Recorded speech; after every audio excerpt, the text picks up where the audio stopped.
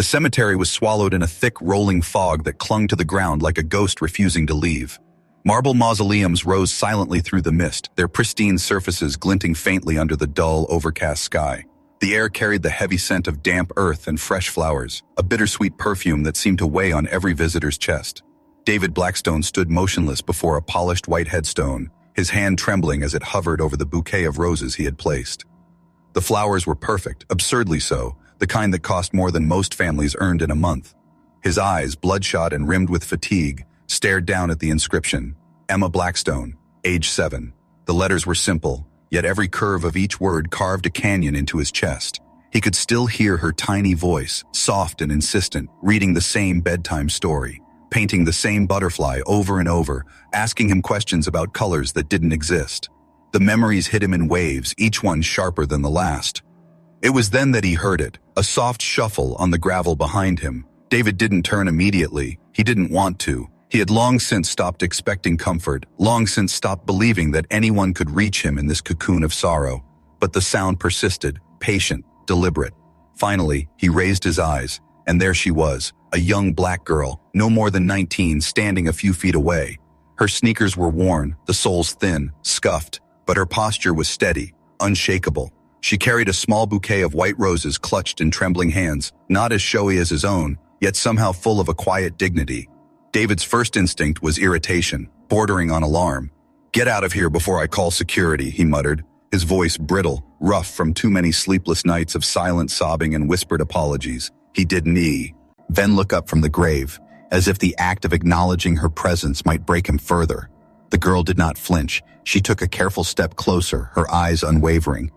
"I know what it's like to lose someone you love more than life itself," she said softly, almost reverently, her voice threading through the fog like a thin, comforting cord. He finally looked up, and for the first time, their eyes met. His were red, haunted, shadowed with guilt. Hers were sharp, filled with a maturity that seemed impossible for someone so young. There was a calm determination in her gaze that unsettled him, a recognition of pain he had never shared. "You don't know anything about me," he said, his voice cracking. "Or my daughter. How dare you?" His tone carried the weight of a man who had spent months drowning in grief, anger, and self-loathing. He had protected his memories of Emma like fragile glass, and here was a stranger daring to touch them. "I know about her," she replied gently, her words deliberate. "And I know when she used to laugh. I know what she loved, what made her cry. I've been here every Saturday at 2 o'clock, just like you used to have lunch with her." Her voice never wavered, yet it carried the gravity of a secret too heavy for most to bear. David froze, his breath catching in his throat. No one knew these details, not even his ex-wife, who had vanished with half his fortune, leaving his grief as exposed as a raw wound. He swallowed hard, the anger that had flared moments before dissolving into a strange, dizzying confusion. You've been here?" he whispered, almost not daring to believe it. "I work at the hospital, where she spent the last 15 days of her life," she said, reaching into her pocket. Slowly, carefully, she unfolded a small drawing, a pink butterfly, crude in the way only a 7-year-old could manage, its wings spread in hopeful symmetry. On the back, in Emma's unsteady handwriting, was a simple note: "Daddy, don't be sad forever. I want you to be happy again." David's hand shook violently as he recognized it. The world narrowed to the tremor of the paper between his fingers, the sound of his own ragged breathing echoing in the mist. The weight of guilt, the crushing realization of everything he had blamed himself for, threatened to swallow him whole. And yet, beneath the grief, a flicker of something else began to stir. A glimmer of hope that someone he had never expected, could understand, could see the depth of his loss, and might even somehow know the way to heal it. Kesha's gaze held him, unwavering, like she had done this before, like she knew exactly how to hold the shattered pieces of a man's heart without breaking herself. And in that suspended moment, the cemetery became more than a place of death. It became the fragile cradle of something impossible, the beginning of a chance at redemption, at healing, at truth. The morning fog had begun to lift, but the cemetery still felt suspended in its own quiet, haunted rhythm. Sunlight struggled through the gray veil above, brushing the marble stones with an almost hesitant warmth. Kesha didn't speak immediately. She stood a few paces from David, her eyes scanning the rows of graves like someone mapping the invisible threads of grief that connected the living to the dead. She wasn't just looking at the tombstones. She was reading stories, histories, and secrets, each one a silent testament to loss, betrayal, and unanswered questions. David, still clutching Emma's butterfly drawing, didn't move. His entire body trembled, a mixture of cold, rage, and that unbearable, hollow grief. He didn't know whether he wanted to scream, run, or collapse into the dirt beside her grave, and yet, he couldn't tear his eyes from Kesha. There was a certainty about her presence, an unnatural calm that both unsettled and intrigued him. Finally, she spoke. "I didn't come here just to show you a drawing," she said softly, her voice carrying over the damp silence like the first note of a cello in a cathedral. "I came because there's more. There's something you've been missing, something even your wealth and your sorrow haven't been able to touch yet." David's brow furrowed. "I don't understand." His voice cracked, exposing a vulnerability he'd hidden from everyone else in the world. Even his board members had seen him as strong, infallible, a man whose wealth could solve anything. But here, in the fog, with a girl he didn't know, that illusion evaporated. Kesha stepped closer, just close enough that the scent of wet earth and faint perfume mingled with the crisp air. 3 months, she whispered, almost conspiratorially. "I've been here every Saturday at 2 o'clock, every single week. You've been here for lunch with her, haven't you?" He swallowed hard, the lump in his throat making words impossible. He nodded slightly, a single shuddering movement that betrayed the depth of his pain. She smiled faintly, not a cheerful smile, but one that held the weight of understanding, of recognition, of a shared grief he didn't yet know he could trust her with. "You remember how she used to ask you to read the Brave Princess story before bed?" Kesha continued, her tone precise and deliberate. "How she'd paint butterflies on every scrap of paper she could find, even the backs of your business notes. I've seen her favorite colors. I know what made her laugh, and I know you still play the same song on her old music box when no one is watching." David's face paled. His fingers gripped the drawing until the paper crinkled under the pressure. How do you know that?" His voice was barely audible, a mix of awe and terror. Kesha's gaze hardened, a steely glint of purpose flashing through her eyes. "Because I was there," she said simply, holding up her hands as if to reveal invisible scars. "Not the whole time, but the last 15 days of her life. I worked at the hospital where she stayed. I held her hand when she was scared. I saw what the world had taken from you both. And I knew, even then, that the real fight wasn't for the moment she left. It was for the truth behind why she had to leave it all." David staggered backward, his mind trying to reconcile the impossible. You mean, you knew her?" His voice cracked, and for a moment, he looked ready to collapse. The weight of betrayal, guilt, and dawning suspicion pressed on him from all sides. Kesha leaned in, her expression softening, but her voice steady and unwavering. "I'm not here to hurt you. I'm here to show you what's been hidden. There are things about that night, about the accident, about Marcus Webb, that you don't know. Things that someone powerful wanted you to believe were accidents." David's stomach churned. "No, that's impossible. She was just my little girl. This was just a tragedy. It couldn't have been." "It wasn't," Kesha interrupted, her tone slicing through the fog like a knife. "And that's why I'm here, to give you a choice. You can stay in the shadow of your grief and believe it was just bad luck, or you can face what really happened and finally take back the life that was stolen from you and from her." Her words hung in the air like an invisible tension, a wire stretched so tight it threatened to snap. David's chest heaved. He wanted to yell, to reject her, to call her a liar, but deep down, beneath the raw pain and shock, something stirred. A spark of curiosity, a flicker of hope, and a sliver of trust he had not felt in months. The fog swirled between them, ghostly and unrelenting. It was as if the entire world had shrunk to this one chilling, suspenseful moment, a father on the brink of despair, and a girl who carried the secrets that could shatter or save him. And in that frozen second, David realized, whatever came next, he could not walk away. Not now, not when the truth was finally within reach. The hospital's shadow still lingered in David's mind, though he had never set foot there as an adult. He remembered the sterile scent, the quiet hum of machines, the soft rustle of nurses' shoes on linoleum, and now, he realized with a shiver, that a stranger had been observing the most private moments of his life, connecting dots he had buried under grief. Kesha's words replayed in his head as they walked slowly down the fog-laced path of the cemetery, her presence a paradoxical comfort and threat. Every step felt deliberate, measured, as though she had rehearsed this encounter for months, years even. "I need you to understand something about that night," Kesha said, her voice low, commanding. She drew from her coat pocket a small folder. its edges worn, almost modest, but the weight of what it contained made it feel heavier than any gold bar. David's hands, still shaking from holding Emma's butterfly drawing, instinctively reached for it. But she withdrew it, holding it just out of reach. "You don't know him yet," she continued, nodding toward the edge of the cemetery where shadows stretched like fingers around the ancient oak trees. "Marcus Webb, the driver." Her lips pressed into a thin line. "You think it was just an accident, that he was careless, drunk, and that was all. But you're wrong. Someone made sure he was drunk. Someone made sure he drove." David's stomach turned. He could feel the blood drain from his face. His daughter, his little girl, snatched from him in the silence of the night by hands he had never imagined could be so cold, so calculating. I don't understand," he stammered, his voice breaking like thin ice. "Who would—" Kesha's eyes met his, piercing and unrelenting. "Someone you trusted, someone you welcomed into your life, someone who wanted more than money, someone who wanted everything you had, including the heart you didn't even realize was vulnerable." David's breath caught. His mind raced through the faces of his closest allies, friends, and board members. Who? Jonathan Crawford.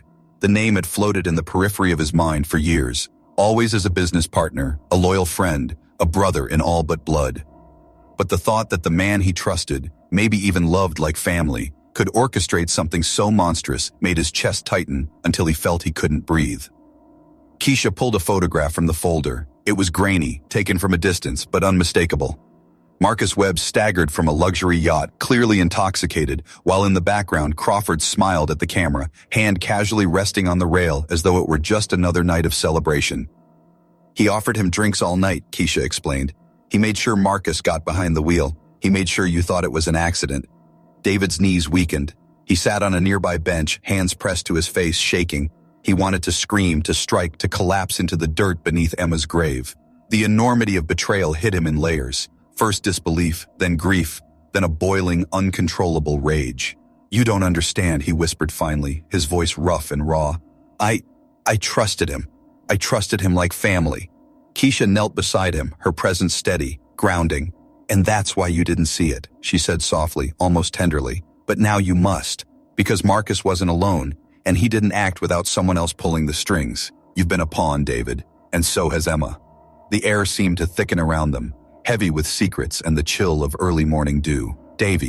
D felt like he had been living in a dream, one where he thought he understood the rules, only to find the game had been rigged from the start. Every heartbeat was a hammer, echoing in his chest, demanding that he act, demanding that he face the truth, no matter how unbearable. Kesha handed him a small envelope. "This is everything I could collect without putting myself or you at risk. Bank transfers, bail documents, photos, even recordings. Everything points to him. But what you must understand, David, is that uncovering this is only the beginning. This man has built a web, and Emma, your daughter, was just the first thread we can trace." David's hands trembled violently as he accepted the envelope. The cool morning air had never felt colder, yet inside him a fire began to stir. He could feel it in his fists, his jaw, the way his eyes sharpened, burning with a mixture of grief, rage, and a strange clarity that he hadn't experienced since the night Emma died. Kesha stood, brushing a lock of hair from her face, her gaze unwavering. "I can help you, David, but you need to decide right now. Do you want to live in grief forever, or do you want to fight back? Not for revenge, not yet, but for the truth. For her." David's chest tightened. Every instinct screamed to run, to hide, to collapse into the comforting numbness of his sorrow. But deep in the core of his being, he knew the answer. He couldn't let Crawford, or whoever else was behind this, continue. Emma deserved more, and so did he. The fog lingered, curling around the ancient stones like whispers of the past, as David Blackstone rose to his feet. The fire in his chest was a strange, exhilarating mix of grief and resolve. He looked at Kesha, and in that moment he understood something impossible, that the path ahead would be dark, dangerous, and merciless, and yet he was ready to walk it. The city beyond the cemetery hummed with its usual chaos, but David felt as though he existed in a different world altogether, a world where betrayal had teeth and every shadow whispered secrets. He clutched the folder Kesha had handed him, the papers inside heavy with the weight of unimaginable truths. He had spent 3 months drowning in grief, and in that time, he had thought the worst of the world was loss itself. But now, the worst was no longer abstract.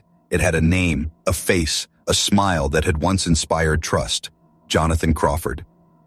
They met in a dimly lit cafe, far from the towers of glass and steel where Crawford conducted his empire. The smell of strong coffee mingled with the faint tang of rain lingering in the air outside. Kesha sat across from him, calm, composed, yet there was an intensity in her eyes that made the hairs on the back of his neck rise. She slid the folder across the table. "Everything you're about to see," she said, "changes the way you understand your daughter's death. Everything points to him.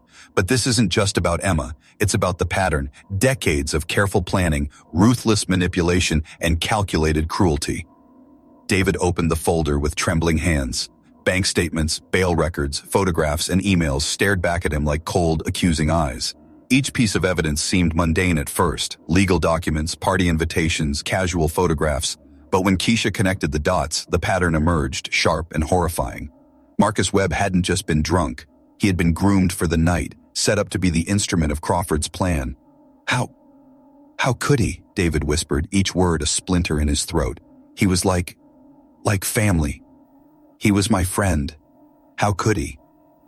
Kesha's expression softened, but her voice remained steely. That's what made it easy for him. You trusted him. Everyone trusted him. He knew exactly who you were, your weaknesses, your grief, your routine. He counted on your love for Emma to blind you. That's why he thought he could get away with it. David's hands shook violently as he spread out the photographs. One showed Marcus staggering off a luxury yacht, glass in hand, the night of Emma's accident. Another captured Crawford laughing beside him as though nothing was at stake, as though a child's life was a trivial game. The final photograph made his stomach twist into knots. A snapshot of Crawford's office, the night after the accident, showing an envelope with his name on it and what appeared to be a check, $20 million, handed casually to someone in Marcus's circle. It's not just him, Kesha continued, her voice dropping to a whisper. He's the center of a network. Powerful families, judges, CEOs, people who think they're untouchable. People who treat children like collateral damage. David's mind raced, looping through every interaction he had had with Crawford over the years. Every business meeting, every laugh, every casual conversation, they all seemed tainted now, a careful camouflage for something dark and lethal. The rage that bubbled inside him was terrifying, yet strangely clarifying. He felt like a man waking from a long, poisoned sleep. Kesha leaned closer, her fingers brushing the edge of a photograph. The good news is, he's arrogant. He underestimates you. He thinks your grief has weakened you, that you're predictable, fragile, incapable of posing a threat. That's why this folder is just the beginning.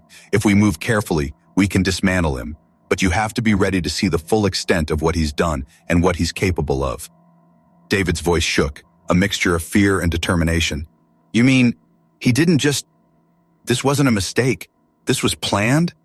Every detail, Kesha said, her voice sharp now, like a blade. Every misstep, every tragedy, every child he manipulated or destroyed, it was planned. He calculated the risk, the timing, the fallout, and he did it for power, for money, for control. David's vision blurred, but he straightened in his chair. The fire in his chest had transformed into a cold, hard resolve.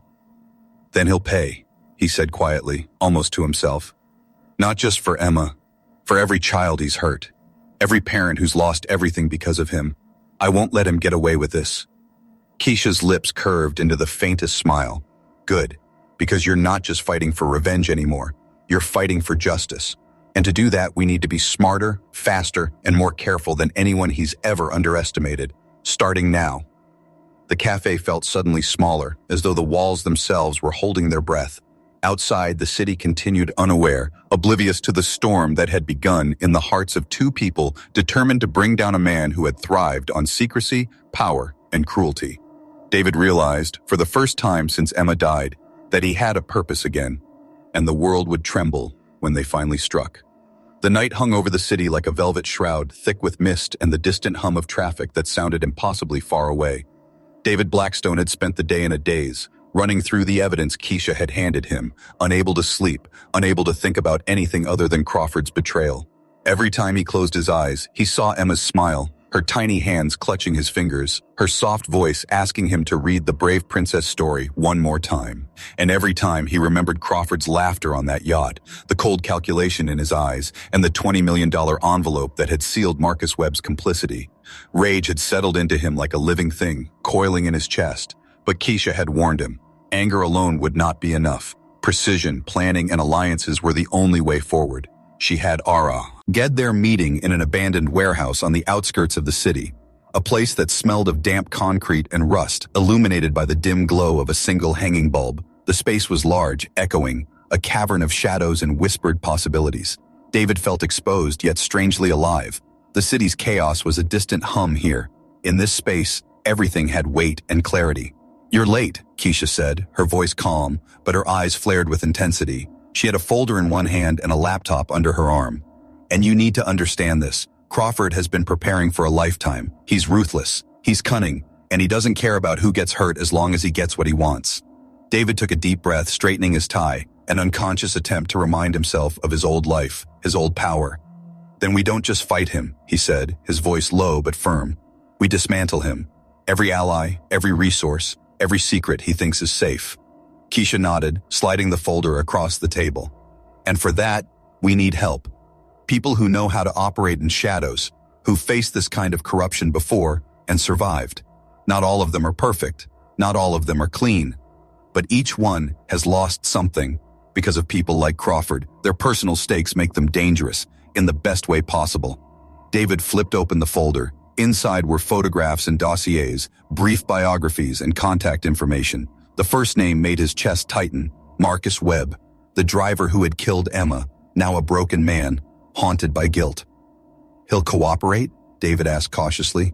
Kesha's lips pressed into a thin line. "He already has. He came to me after his release, desperate. He couldn't bear the guilt. He wants to make it right, even if it's just a fraction of what Emma lost. And he has information about Crawford's inner circle, parties, deals, offs, whore accounts, things that even the board doesn't see." David felt a flicker of something long buried, hope, but it was immediately tempered by fear. Trusting Marcus would be like walking on razor wire. One wrong move and everything could collapse. "Who else?" David asked, scanning the other dossiers. "Dr. Rebecca Martinez, a forensic auditor specializing in financial crimes. Her son was killed in what looked like an accident orchestrated by one of Crawford's associates. She's been tracking suspicious transfers for years. And Thomas Chun, journalist, ruined by Crawford for trying to expose part of the network 5 years ago. He works in the shadows now, uncovering what no one else dares to look at. Together, they're a force Crawford never expects." David's hands shook slightly, whether from fear or adrenaline, he couldn't tell. "And you?" he asked quietly, almost a whisper. "Why you? Why now?" Kesha's gaze softened, a fleeting glimpse of pain beneath the steely surface. "Because this isn't just about Emma. It's about every child who's ever been a pawn, every parent who's been destroyed by people like him. And because I've spent 15 years preparing for this moment, everything I've done, every connection, every plan, it's all been building to this. You're not just helping me, you're helping everyone who didn't get a chance." David leaned back, absorbing her words. The weight of what she was saying pressed on him, suffocating in its enormity, yet thrilling in its possibility. He was no longer just a grieving father. He was part of a network, part of a plan that could topple an empire built on death and greed. Kesha activated her laptop, the screen illuminating her sharp features in the dim warehouse light. Maps, spreadsheets, photographs, and diagrams filled the screen. Crawford thinks he's untouchable because he controls the board, because he has money, because he has influence. But he doesn't know this network existed. And he doesn't know you exist, not like this. That's why we start small, carefully, gather evidence, expose weak points, manipulate his arrogance against him. And then, when the time is right, we strike. David felt his chest tighten. The fire inside him had grown into a furnace. Every ounce of his sorrow, every tear shed over Emma, every sleepless night, it was no longer just grief. It was fuel. And for the first time since the accident, he felt like he had a purpose beyond pain. "You'll need to be careful," Kesha added, her eyes narrowing. "Every move, every meeting, every document, Crawford watches. He's paranoid, but he underestimates what someone fueled by truth and grief can do. And we have to be smarter, faster, deadlier." David nodded, the resolve in his eyes hardening into something sharp, deliberate. "Then we start tonight." And in the shadows of that abandoned warehouse, with the hum of the city fading behind them, a plan began to take shape, a plan that would tear through Crawford's empire, reveal decades of corruption, and force a man who had killed without remorse to face the consequences. But even as they plotted, neither of them realized how deep Crawford's reach truly went, how many lives hung in the balance, or how many more dangers awaited them in the silent, unseen corners of a city that thrived on secrets and lies. Night draped the city like a heavy velvet curtain, and the streets below hummed with life, oblivious to the storm gathering above.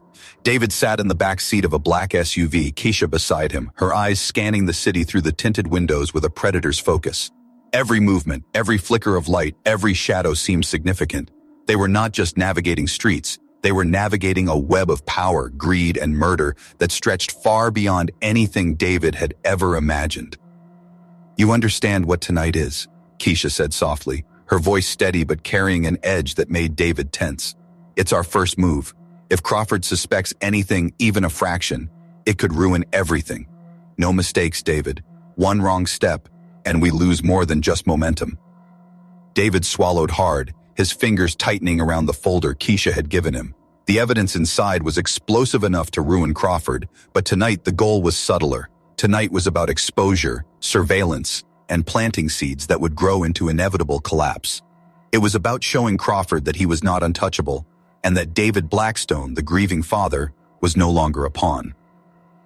They pulled up to a nondescript warehouse on the far side of the docks. The fog clung to the harbor, drifting in heavy clouds over the water, masking their approach. Kesha led the way, moving with a quiet, almost eerie confidence. She gestured for David to stay back while she disappeared into the shadows, returning moments later with two figures, Marcus Webb and Dr. Rebecca Martinez. Marcus, gaunt and haunted, gave David a nod that carried guilt, fear, and relief all at once. Rebecca's gaze was sharp, analytical, and cold. She scanned the perimeter, calculating risks and opportunities with precision. Thomas Chun, the investigative journalist, arrived moments later, carrying a laptop and several smalls, unmarked drives. Each of them brought something essential to the table: knowledge, skills, and motivation born of personal loss. Kesha laid out the plan. Crawford is hosting a private event tonight, a celebration with influential partners, investors, and some of the board members who enabled him. He believes it's a victory party. He doesn't know we know. That's our advantage. Marcus has tracked the movements of Crawford's inner circle. Rebecca will monitor communications, intercept digital traces, and Thomas will document everything. You, David, are the key. Your presence, unexpected, but under the guise of reconciliation, will shake him more than any evidence alone. David's pulse raced. The thought of confronting Crawford in the same room where he had laughed the night his daughter died made his stomach churn. But beneath the fear, a hardened resolve began to grow. He wasn't going in blindly. He had Kesha, and he had a plan. The night moved like a living organism. They positioned themselves around the venue, each member of the team blending into the shadows, invisible yet present.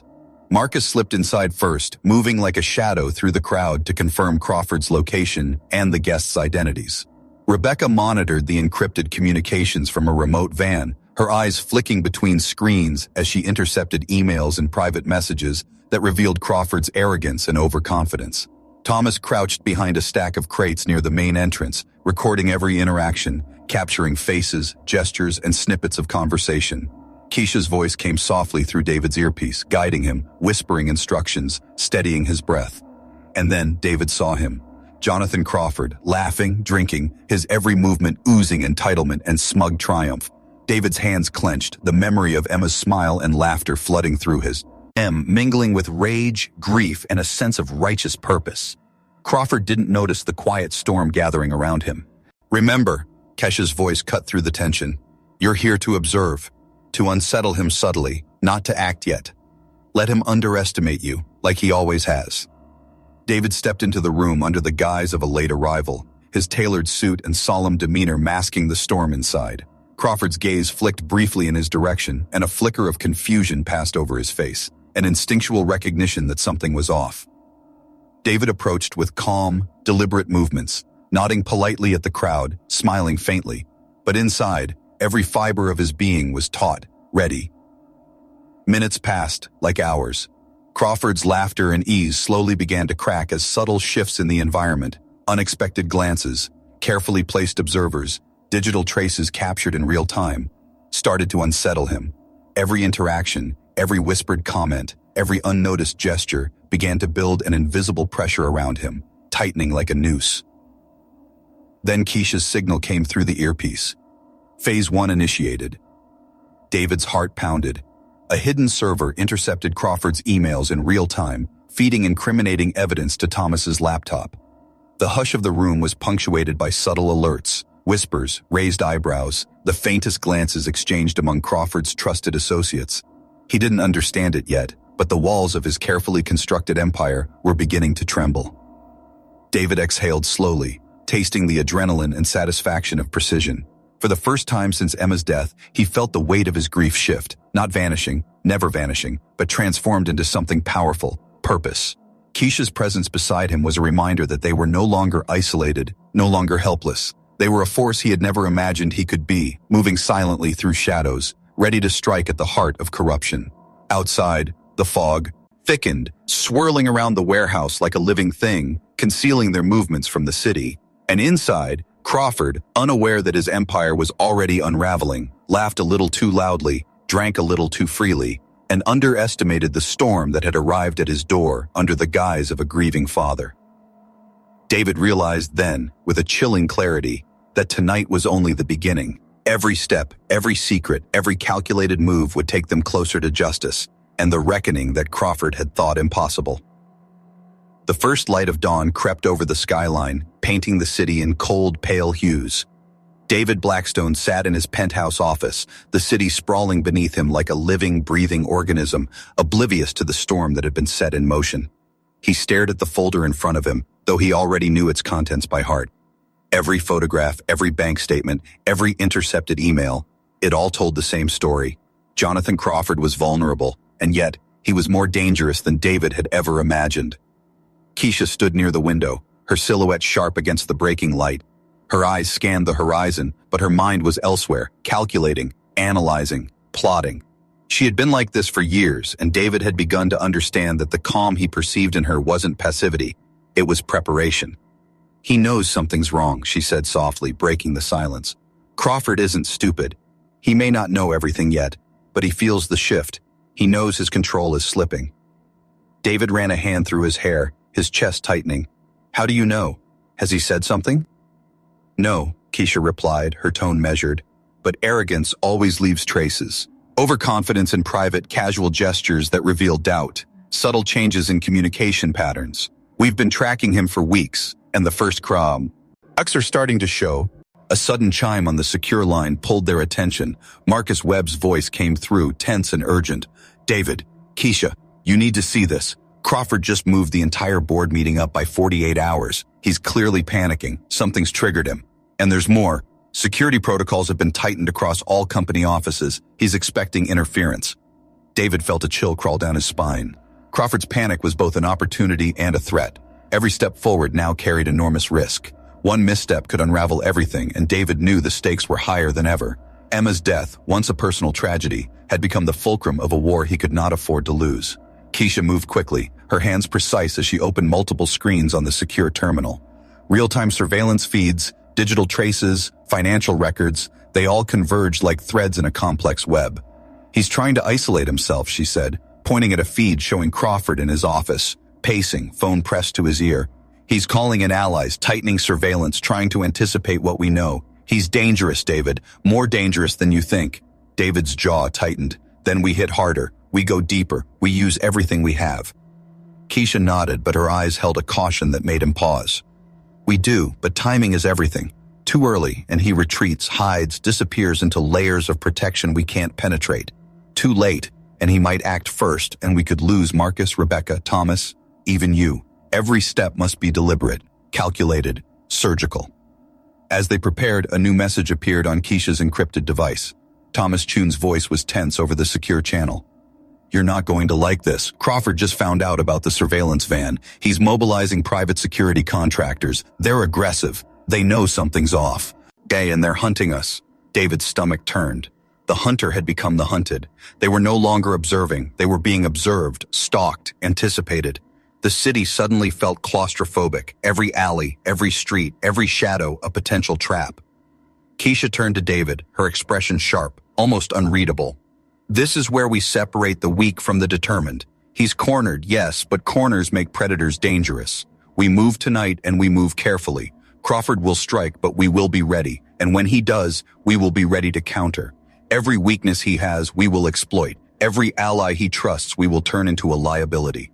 David felt the fire inside him surge, mingling with fear, grief, and an exhilarating clarity. He was no longer just a grieving father, he was a force. Every loss, every sleepless night, every tear shed for Emma had forged him into something sharper, more dangerous. Crawford had underestimated him for too long. The team assembled under Kesha's guidance, each member a ghost moving through the city's labyrinth. Marcus scouted the perimeter, Rebecca monitored communications, and Thomas prepared live documentation. David, clad in calm resolve, prepared to enter Crawford's world, a world of arrogance, deception, and brutality that had claimed his daughter. The first confrontation was approaching. Crawford would act, his arrogance driving him to test, to intimidate, to manipulate, and David, guided by Kesha, would be ready, not just to survive, but to turn every moment of Crawford's control against him. The city slept unknowingly, while in its heart, a battle of shadows, intelligence, and grief was about to ignite, a battle that would stretch limits, expose secrets, and reveal the true cost of power, betrayal, and the relentless pursuit of justice. David took a deep breath. The hunt had begun, and tonight, nothing would ever be the same again.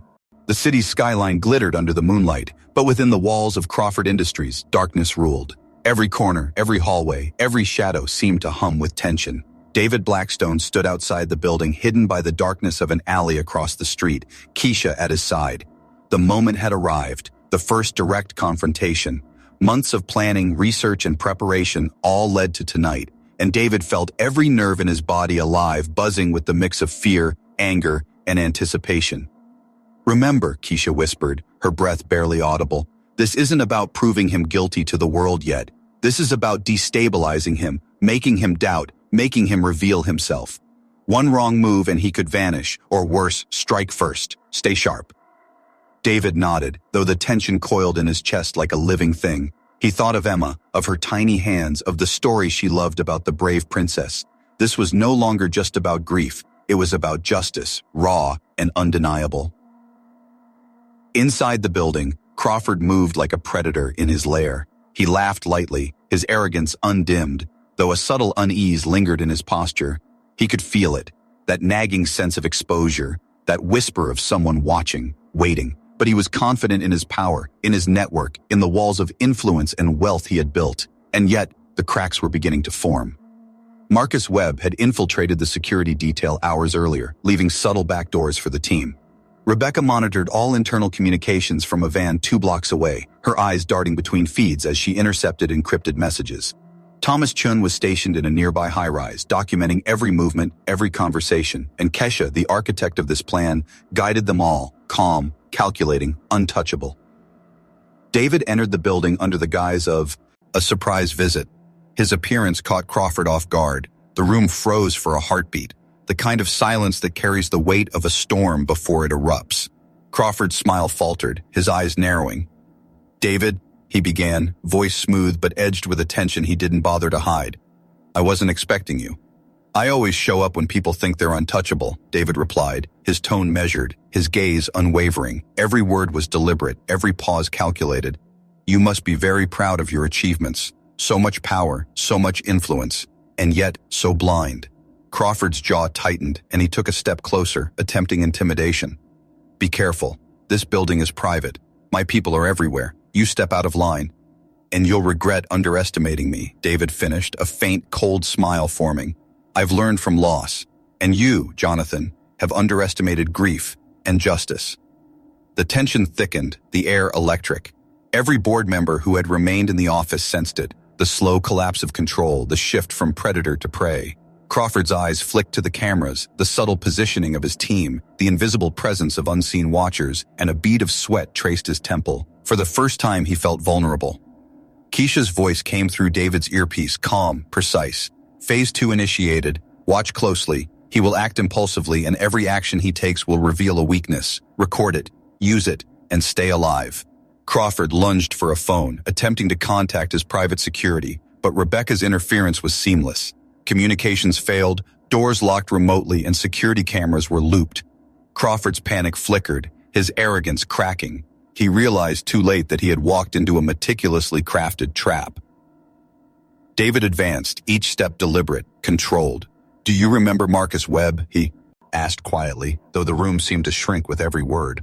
Crawford froze. "The man whose life you ruined the night my daughter died." The one you thought you could manipulate so easily? The first sign of fear flashed across Crawford's face, sharp and jagged.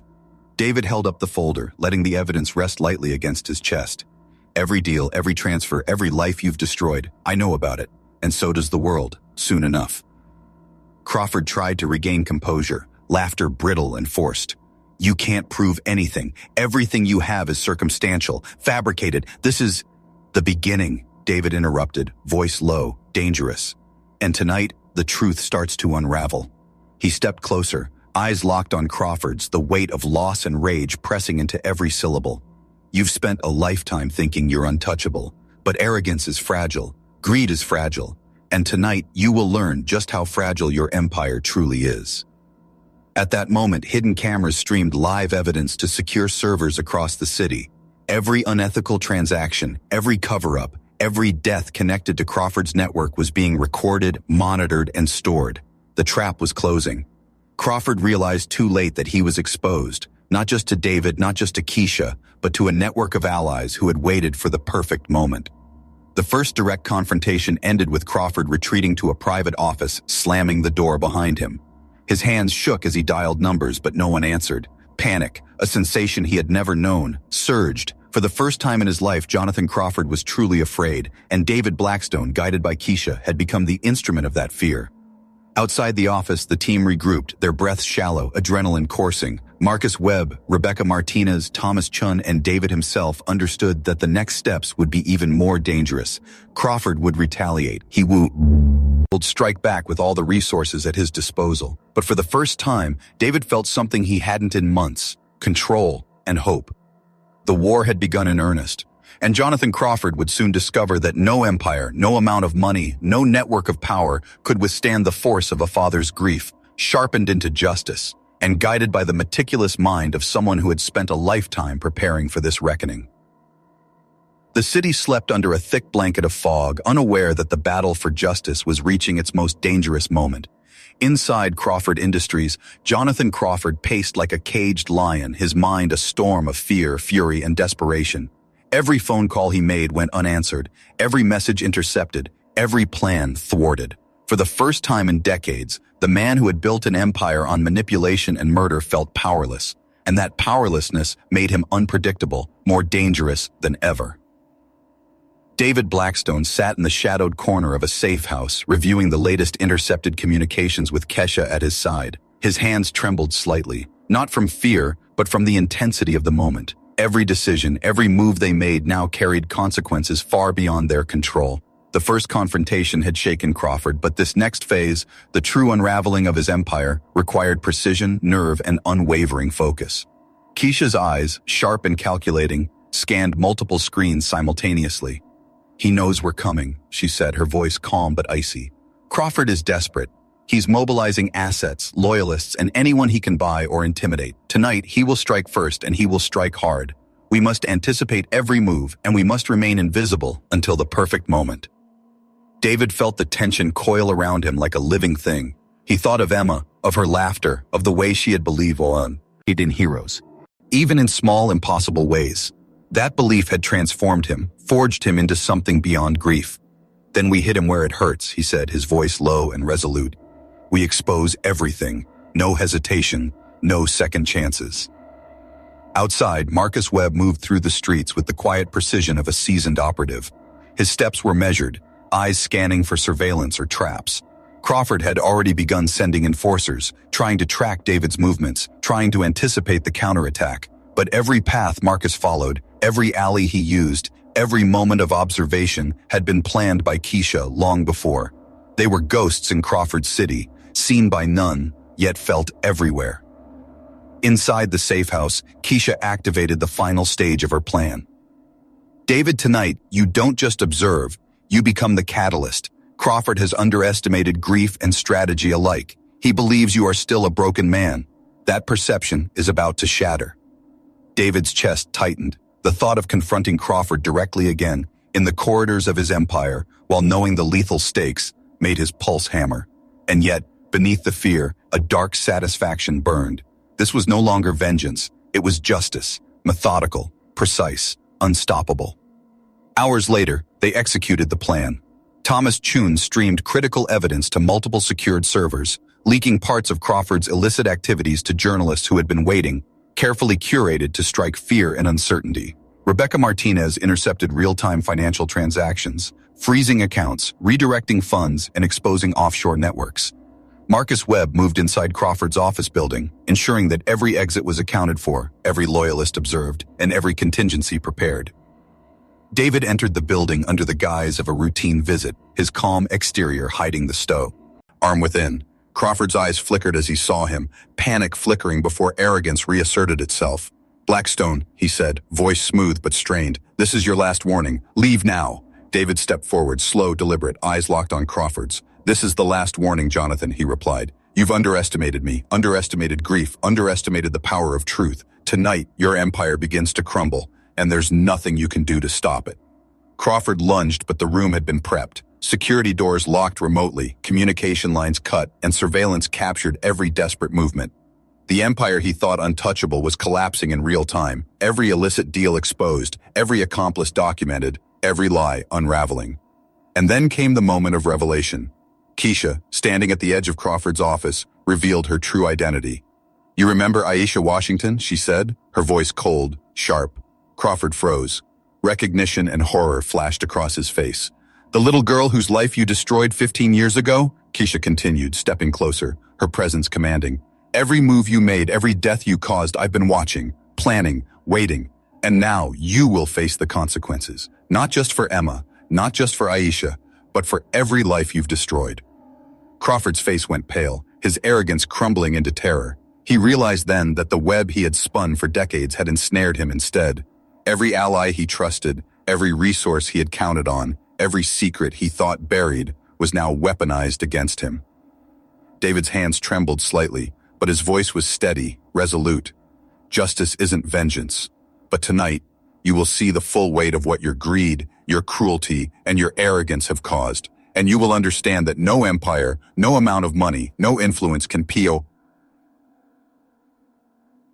protect you from the consequences of destroying innocent lives."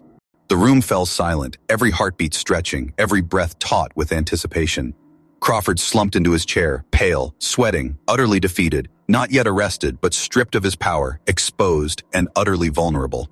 Outside, the city remained unaware, but in the shadows, Kesha, David, and their team knew one thing. The final act was approaching. Jonathan Crawford's empire would not survive the dawn, and the reckoning that had begun tonight would echo far beyond their walls, reshaping every power structure he had relied upon. David's eyes met Kesha's, a silent understanding passing between them. They were not done.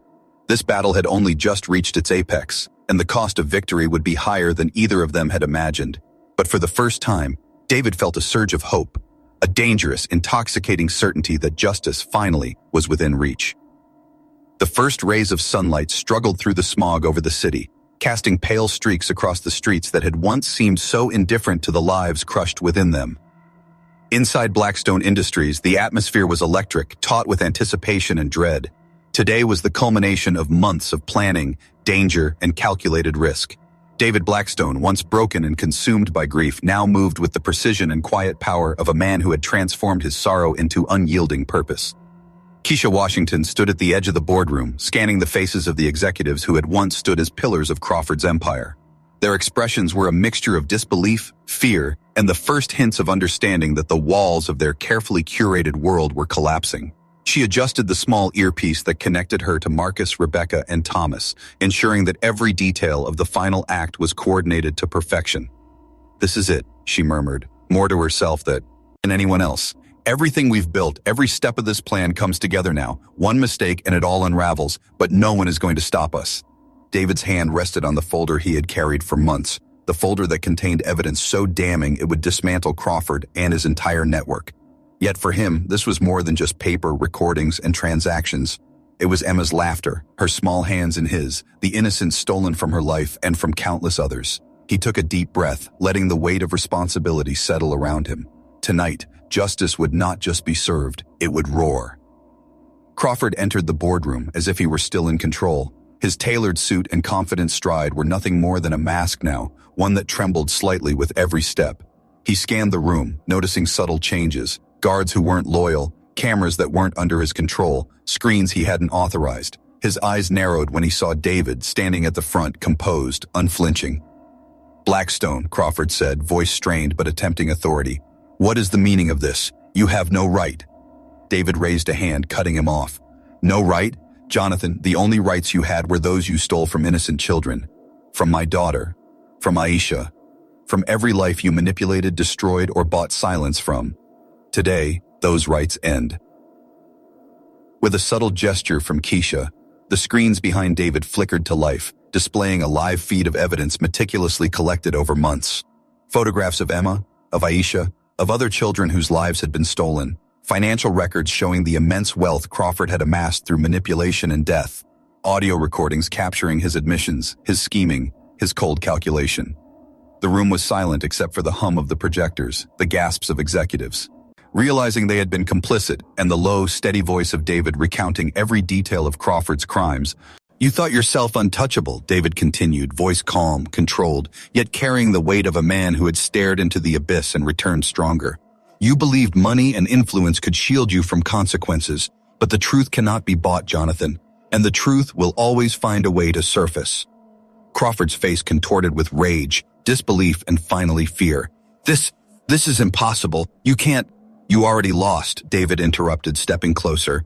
"Every ally you trusted has been recorded. Every transaction, every lie, every cover-up, all of it is now in the hands of law enforcement, the media, and every person whose life you've destroyed." At that precise moment, the doors swung open, and a team of FBI agents and the state's attorney entered, moving with quiet authority. Crawford's eyes widened in terror as the lead agent approached him, cuffs in hand. "Jonathan Crawford," the agent said evenly, "you are under arrest for the murders of Emma Blackstone, Aisha Washington, and multiple counts of conspiracy to commit murder. You have the right to remain silent."